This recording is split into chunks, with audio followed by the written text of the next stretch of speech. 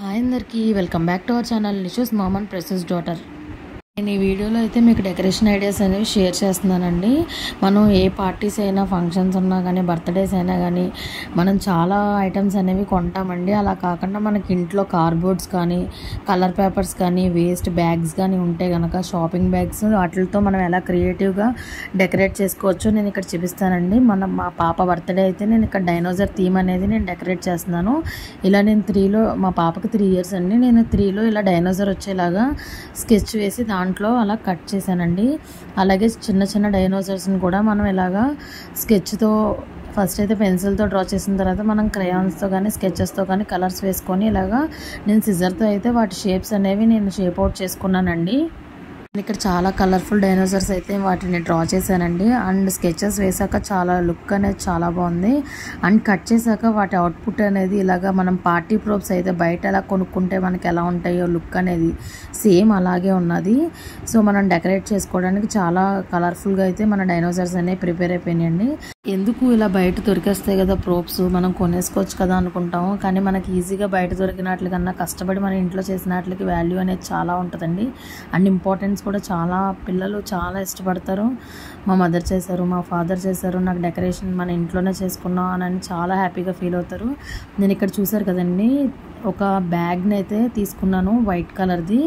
And దాని మీద నేనైతే ఇక్కడ హ్యాపీ బర్త్డే అనేది అయితే డ్రా చేసుకున్నాను బ్లాక్ స్కెచ్తో. అండ్ వాటిల్లో ఫిల్లింగ్ అనేది కలర్స్ని డ్రా చేసి దాన్ని కూడా అలా షేప్ అవుట్ అయితే చేసుకున్నానండి. ఎక్కడ ఈ బ్యాగ్ని మొత్తం కూడా వేస్ట్ అవ్వకుండా నేను కొంచెం స్టిఫ్గా ఉంటుంది. ఇలాంటి బ్యాగ్ అయితే కార్డ్బోర్డ్ లాగా ఉంటుంది. సో చాలా బాగుంటుంది లుక్ అయితే కనుక. చూడండి బ్యాగ్ని ఇక్కడ వేస్ట్ అవ్వకుండా హాఫ్ పేపర్ని కట్ చేసిన పేపర్లో నేను 3 అనేది డ్రా చేసుకున్నాను. 3లో డైనోసార్ వచ్చింది కదండి, అదైతే నేను డ్రా చేసుకున్నాను. ఇక్కడ హ్యాపీ బర్త్డే అనేది నేను ఎలా కట్ చేసుకున్నాను అనేది చూడండి. ఇక్కడ సిజర్తో కట్ చేసుకుంటే చాలా బాగా షేప్ అవుట్ అయిపోతాయండి. మనం ఇంకే టూల్స్ వాడక్కర్లేదు. అండ్ నేను ఇక్కడ వెల్కమ్ బోర్డ్ కూడా అనేది నేను రెడీ చేశానండి. నేను తీసుకున్నది డైనోసార్ థీమ్ కాబట్టి నేను ఇక్కడ వెల్కమ్ టు నిష్వికాస్ 3rd బర్త్డే అని చెప్పి నేను ఇక్కడ డ్రా చేసుకున్నాను. అండ్ చూడండి ఎంత బాగా అయితే వచ్చిందో. అండ్ నేను ఇక్కడ పార్టీ ప్రోప్సే కాకుండా నేను ఇక్కడ కేక్ మీద పెట్టే ప్రోప్స్ కూడా అయితే నేను రెడీ చేశానండి. నేను ఇక్కడ టూత్ పిక్స్ అయితే తీసుకొని దానికి వూల్ అయితే కట్టిన తర్వాత ట్రయాంగిల్ షేప్స్లో ప్రతి కలర్ కూడా తీసుకొని నేను ఇక్కడైతే నిష్విక అనేది నేమ్ అయితే డ్రా చేసుకున్నానండి. చూడండి మన నిష్విక అన్న ట్యాగ్ అనేది చాలా బాగా వచ్చిందండి. అండ్ ఇక్కడ నేను డైనోసార్ 3 అండ్ గుడ్ ఎగ్స్ అనేవి కూడా చేసుకున్నాను. చూడండి మన కేక్ మీద రెడీ చేసిన తర్వాత లుక్ అయితే ఎంత బాగా వచ్చిందో కేక్కి. ఇక్కడ కేక్ మీద శాండ్ ఎఫెక్ట్ కోసం అని చెప్పి బిస్కెట్ని అయితే క్రష్ చేసి వేసానండి. చూసారు కదా మన కేక్ ఎంత బాగా టర్న్ అవుట్ అయిందో.